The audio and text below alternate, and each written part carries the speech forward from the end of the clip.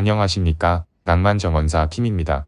오늘은 전원주택 정원의 대표적인 식재목인 반송 소나무 가지치기와 수 폭늘리기 방법을 자세히 알려드리겠습니다. 초보자도 쉽게 따라할 수 있도록 전 과정을 차근차근 설명드리겠습니다. 끝까지 시청해주세요. 먼저 전지 작업을 시작하기 전에 양손 가위와 손가위를 준비해주세요. 소나무 가지치기의 적절한 시기는 5월부터 6월까지입니다. 이 시기는 소나무의 성장이 활발해지기 시작하면서 가지치기 후 새순이 잘 나오는 것을 볼 수 있습니다. 특히 따뜻한 남부지방의 경우 8월까지도 가지치기를 해도 무방하며 새순이 건강하게 자라는 것을 확인할 수 있습니다. 일반적으로 소나무는 5월과 6월에 전지 작업을 실시하는 것이 가장 이상적이지만 소나무는 비교적 강한 나무이기 때문에 365일 언제든 가지치기가 가능합니다.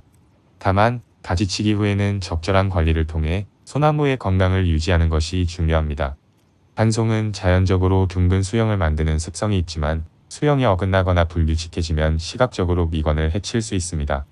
가지치기는 소나무의 건강과 미관 모두의 필수적인 작업입니다.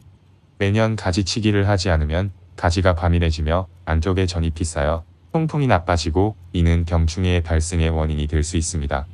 특히 소나무의 경우 건조한 환경을 좋아하기 때문에 내부로 공기가 순환하지 않으면 잎이 말라 죽거나 병해충에 취약해집니다. 정기적으로 가지치기를 해주면 소나무는 서서히 성장하며 고유의 아름다움을 가진 특수목으로 변모할 수 있습니다. 가지치기와 함께 올바른 관리가 이루어진다면 소나무는 오랜 세월 동안 정원의 중심이 되어 그 위용을 자랑할 수 있습니다. 수영 만들기와 가지치기 기술. 지금 보이는 반송 소나무는 4년 전에 묘목을 심은 후 서서히 수영을 만들어 가고 있습니다. 이제 나무의 크기를 키우기 위한 작업을 진행할 차례입니다. 가지치기를 통해 소나무의 수폭을 넓히려면 자를 기준점으로 설정해 양손 가위를 사용하면 누구나 쉽게 가지를 둥글게 정돈할 수 있습니다. 가지의 끝부분을 자연스럽게 둥글게 만들어 수영을 형성하는 것이 핵심입니다. 수폭을 넓히는 작업에서는 가지의 길이를 5cm 정도 늘리는 것이 적당할 것 같아요. 그 기준에 맞춰 가지를 잘라주세요. 작업 도중에 뒤로 물러나 전체 수영이 고르게 유지되고 있는지 좌우 균형이 맞는지 계속 확인하는 것이 중요합니다. 특히 상단 부분은 너무 평평하게 자르면 모양이 어색해지므로 상단을 약간 볼록하게 만들어야 자연스럽고 균형 잡힌 수영을 완성할 수 있습니다. 가지 솎아내기와 통풍 확보. 가지를 솎아내는 작업은 가지치기 후 필수적인 단계입니다. 양손 가위로 가지를 자르고 나면 그 자리에 새순이 무성하게 자라날 수 있는데 이때 솎아내는 작업을 하지 않으면 나무 한쪽이 빽빽하게 차서 통풍이 어려워지고 병충해에 쉽게 노출됩니다. 이 작업에서는 식목 가위가 유용한데 앞이 뾰족하고 날카로운 가위가 좋습니다. 가지 솎아내기는 대범함이 필요합니다. 너무 아끼지 말고 가지를 과감하게 솎아내세요. 가지가 많으면 통풍이 잘 되지 않아 소나무에 해로울 수 있습니다. 가지 솎아내기는 일정한 간격을 유지하며 균형을 고려해 진행하세요. 이렇게 하면 나무의 건강을 유지하면서 동시에 미관상으로도 아름답고 깔끔한 수영을 만들 수 있습니다. 병충해 예방 및 관리. 가지치기 후에는 소나무의 면역력이 일시적으로 떨어질 수 있으므로 병충해 방제를 철저히 해야 합니다. 특히 4월부터 9월까지는 성장이 왕성한 시기이므로 이 시기에는 병충해 예방을 위한 방제가 필수적입니다. 가지치기를 하고 난 후에는 정기적으로 살균제와 살충제를 사용하여 병충해를 예방하는 것이 좋습니다.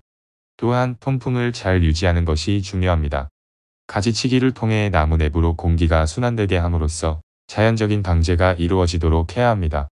통풍이 원활하면 소나무가 병충해에 강한 상태를 유지할 수 있습니다.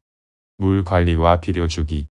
소나무는 건조한 환경을 좋아하는 수목이므로 물을 너무 많이 주면 뿌리가 상할 수 있습니다. 특히 소나무가 식재된 토양은 배수가 잘 되어야 합니다. 과도한 습기가 생기지 않도록 물을 주는 빈도를 조절하고 과습을 피하는 것이 중요합니다. 소나무는 겨울 동안 동면 상태에 들어가는데 이때 비료를 주면 봄에 새순이 강하게 자라납니다. 2월에는 유기질 퇴비나 유박 비료를 주어 소나무가 충분한 영양을 받을 수 있도록 해주세요. 이러한 영양 관리는 소나무의 잎을 더욱 생기 있게 유지해줍니다. 관리 후 처리와 장기적인 계획. 가지치기 후 남은 잔여물은 반드시 제거해야 합니다. 잔여물을 그대로 두면 병해충의 번식지가 될 수 있기 때문에 가지와 잎을 잘 정리하여 나무 주변을 깨끗하게 유지하는 것이 중요합니다. 가지치기를 통해 소나무는 시간이 지날수록 더욱 건강하고 아름다운 나무로 변모합니다. 소나무는 매우 오래 살 수 있는 나무이므로 장기적인 계획을 세우고 꾸준한 관리가 필요합니다. 꾸준한 가지치기와 관리만으로도 정원의 미관은 물론 소나무의 건강까지 유지할 수 있습니다. 전지 작업 후 4개월이 지난 모습입니다. 가지치기한 부분은 흔적을 찾아볼 수 없을 만큼 자연스럽게 정돈되었고 새로 나온 새순들은 자연스러운 수형을 형성하고 있습니다. 총평하자면 나무의 수형이 고르지 않아 울퉁불퉁한 느낌이 들며 시각적으로도 미관이 좋지 않습니다. 양손 가위를 적절히 사용하면 누구나 쉽게 예쁜 수형을 만들 수 있습니다. 하단에 공간이 충분하므로 주변 환경에 맞춰 수폭을 넓혀보겠습니다. 전지 작업 후 1개월이 지나면 잘린 가지 끝에서 새순들이 자라나는 것을 볼 수 있습니다.